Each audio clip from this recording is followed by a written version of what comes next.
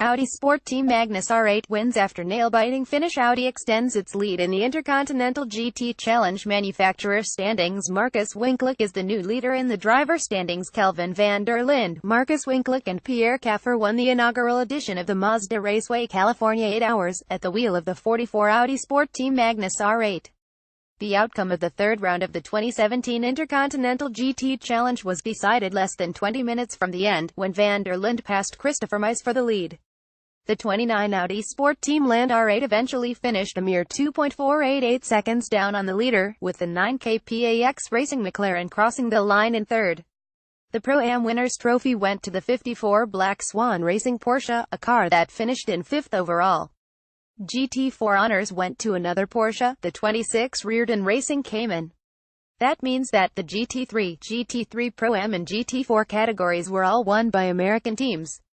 Sunny conditions greeted the teams for the start of the inaugural edition of the Mazda Raceway California 8 Hours, the longest ever professional race at the Laguna Seca circuit. Pole sitter Christopher Mies held on to the lead at the start and, together with his teammates Christopher Haas and Connor De Filippi, managed to give the 29 Audi Sport Team Land R8 a lead of over half a minute at the halfway mark.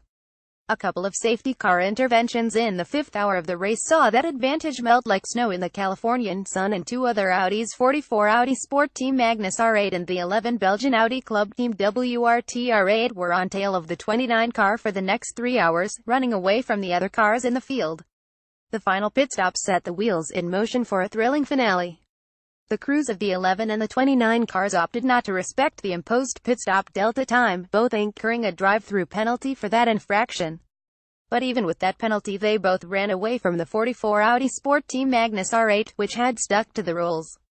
In the Belgian Audi Club Team WRT car, Robin Freins had taken the lead after the final pit stop, but the Dutchman lost that position again after taking the drive-through one lap before Christopher Mies in the Audi Sport Team Land machine. Freins tried to recover that lead when both cars had to lap a backmarker, but that led to contact in turn 10, with both Audis ending up in the gravel trap. Freins lost a couple of laps in the process. Mies could continue, but because of the following safety car intervention, his advantage over Kelvin van der Linde in the 44 Audi Sport Team Magnus R8 was reduced to a couple of tenths of a second. The 21-year-old from South Africa was determined to take away the lead from Mies, who was clearly struggling with the slightly damaged 29 car. Some 20 minutes before the end of the race, van der Linde passed Mies on the outside of turn 5, and even though Mies did his utmost to keep up with the Audi Sport Team Magnus car, he eventually had to settle for second. Kelvin van der Linde shared the winning car with Pierre Caffer and Markus Winkelk. For the latter, it was his second consecutive win in the Intercontinental GT Challenge. Winkelk therefore has claimed the lead of the driver standings, taking over from his Spa co-winner Christopher Haas. And what about the competition after the problems for the Belgian Audi Club Team WRT R8? The 9 kPAX Racing McLaren proved to be the best of the rest, finishing some 43 seconds behind the leader. The kPAX Racing machine proved to be the only car that managed to finish on the lead lap. In fourth and one lap down was the sole surviving Acura. The other NSX fell by the wayside with cooling problems.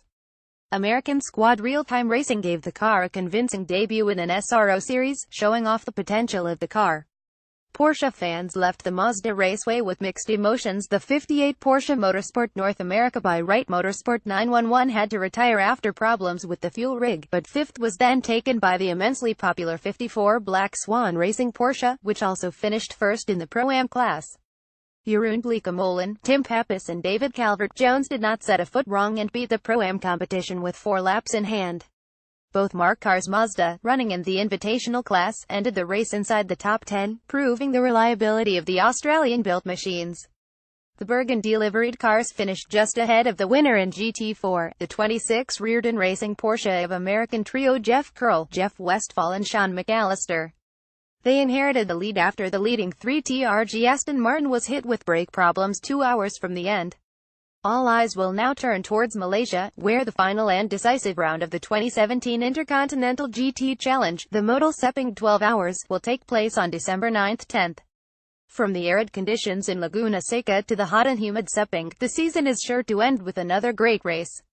Kelvin van der Linde, 44 Audi Sport Team Magnus R8. First I knew I had to make a clean move to get past Chris Mies. Our car was really fast, and when he started to defend his position, he was on the back foot. He was burning up his rear tires, and I could capitalize on that coming out of turn 4, passing him on the outside in the next corner. Marcus Winklick, 44, Audi Sport Team, Magnus R8. First, I have to be honest, during the final hour I spent 15 minutes in the trailer. I could no longer watch the race, I was way too nervous. I am absolutely happy with the win. It was great driving with Pierre and Kelvin.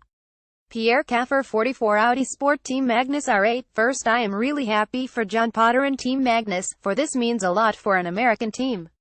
This was the first time they competed against the much more experienced European teams, and this is a great reward for their efforts. Christopher Mize, 29, Audi Sport Team, Land R8. Second, the car was fantastic all weekend long, so it's a bit frustrating not to conclude with the win. The car was damaged after the contact with Robin, and started to develop oversteer, which we had not had before then. I think Robin was a bit over-enthusiastic, for you cannot go too wide in that corner. A pity, for this could have been an Audi 123. Alvaro Parendi, 9, KPAX Racing McLaren. Third, we did not have the same pace as the Audis, so to get third with 3 Audis at the start is great. The KPAX Racing team had a great strategy as well, so it feels great to finish my year of racing in the States with a podium. Jeroen Bleekemolen, 54, Black Swan Racing. Porsche, first Pro-Am. I think our consistency was key to this result. 10 or 15 laps into a stint, other cars started struggling and our car still behaved well. When Friens was chasing me at the end, I told the team that I would not take any risks.